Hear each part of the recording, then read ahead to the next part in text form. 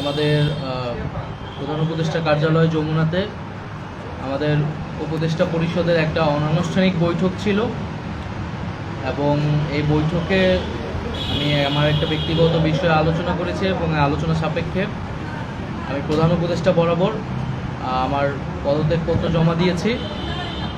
আমার যেই দুইটি মন্ত্রণালয় ছিল, তথ্য ও সম্প্রচার এবং ডাক, টেলিযোগাযোগ এবং তথ্য প্রযুক্তি, দুইটি মন্ত্রণালয়ের দায়িত্ব থেকে আমি ইস্তফা দিয়েছি।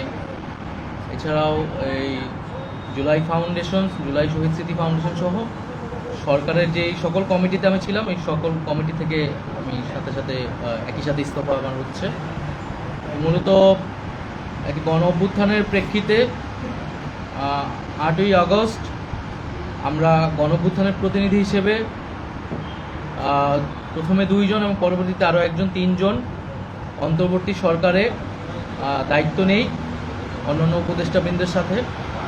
তখন দেশের জাতীয় নিরাপত্তা এবং গণ অভ্যুত্থানের আকাঙ্ক্ষা বাস্তবায়নের লক্ষ্যে আমাদের সেই সময় দায়িত্ব গ্রহণ করাটা আমাদের কাছে মনে হয়েছিল যৌক্তিক। গত 6.5 মাসের প্রেক্ষিতে সরকার কাজ করছে, হয়তো আমরা আশানুরূপ ফলাফল এখনও পাইনি, কিন্তু আমার কাছে মনে হয়েছে যে সরকারের একটা স্ট্যাবিলিটিতে সরকার এসেছে এবং ব্যক্তিগতভাবে সরকারের বাইরে যে দেশের বর্তমান যে পরিস্থিতি, সেই পরিস্থিতিতে একটি রাজনৈতিক শক্তির উত্থানের জন্য আমার রাজপথে থাকা প্রয়োজন, ছাত্র জনতার কাতারে থাকা প্রয়োজন এবং আমরা যে গণতান্ত্রিক পরিবর্তনের আকাঙ্ক্ষা করি, সেই আকাঙ্ক্ষার জন্য এবং আমার যে গণ অভ্যুত্থানে যে ছাত্র জনতা অংশগ্রহণ করেছে সেই শক্তিকে সংহত করতে আমি মনে করেছি যে আমার সরকারের থেকে আমার সরকারের বাইরে রাজপথে আমার ভূমিকা বেশি হবে এবং আমার বাইরে যারা আমাদের সহযোদ্ধা রয়েছেন তারাও এটি চান এবং সেই প্রেক্ষিতে আমি মূলত আজকে পদত্যাগপত্র জমা দিয়েছি। তো গত 6 মাসে আমি আমার জায়গা থেকে চেষ্টা করেছি কাজ করে যাওয়ার। 2টি মন্ত্রণালয়ের বাইরেও অনেক অতিরিক্ত দায়িত্ব আমাদের পালন করতে হয়েছে। আমরা চেষ্টা করেছি এবং মন্ত্রণালয়গুলোতেও আমরা কিছু কাজ করেছি। সেই কাজের ফলাফল হয়তো সামনে জনগণ পাবে। 6 মাস খুবই কম সময়, তারপরও আমি চেষ্টা করেছি আমার কাজ আর ফলাফল সেটা জনগণ মূল্যায়ন করবে। তো আজকে থেকে মূলত আমি সরকারের আর কোনো দায়িত্বে নেই, এটি মূলত বলার জন্য আপনাদেরকে আজকে আমরা 3টা কোশ্চেন নিব।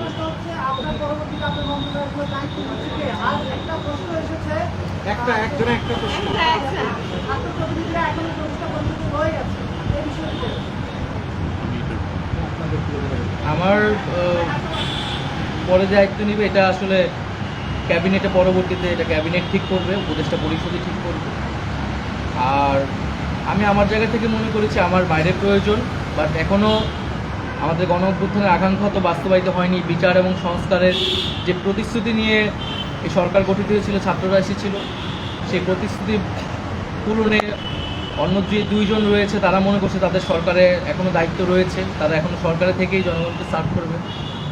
তারা যদি রাজনীতি করার প্রয়োজন বোধ করে তারা তখন হয়তো সরকার ছেড়ে দেবে।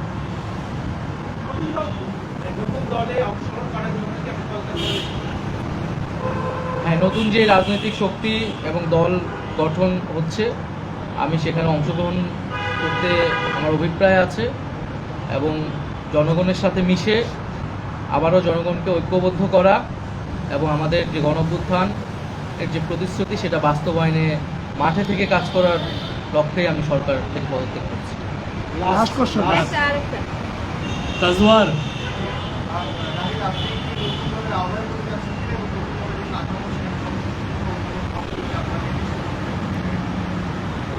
এটার জন্য আপনাদের দলটির যেদিন ঘোষণা 28 তারিখ, সেদিন পর্যন্ত অপেক্ষা করতে হবে, সেদিনই এটা জানা যাবে।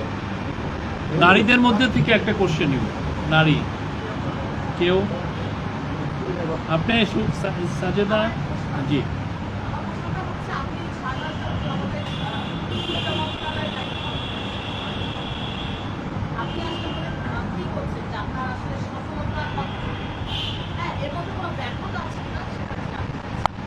না, আমাদের তো অনেক সীমাবদ্ধতা ছিলই। আমরা সেই সীমাবদ্ধতাগুলো কাটানোর চেষ্টা করেছি সবসময়, এবং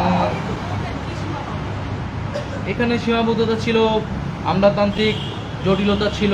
আমরা এসে এই ব্যুরোক্রেসিকে যেভাবে পেয়েছি, এখানে পুলিশ যে তার আত্মবিশ্বাসের ঘাটতি হয়েছে আন্দোলনের পরে, এবং একই সাথে এখানে এই জুলাই গণহত্যাকারীদের, জুলাইয়ের যারা গণহত্যাকারী তাদেরকে গ্রেফতারের বিষয়টা, বিচারের বিষয়টা, সেই বিষয়ে আমাদের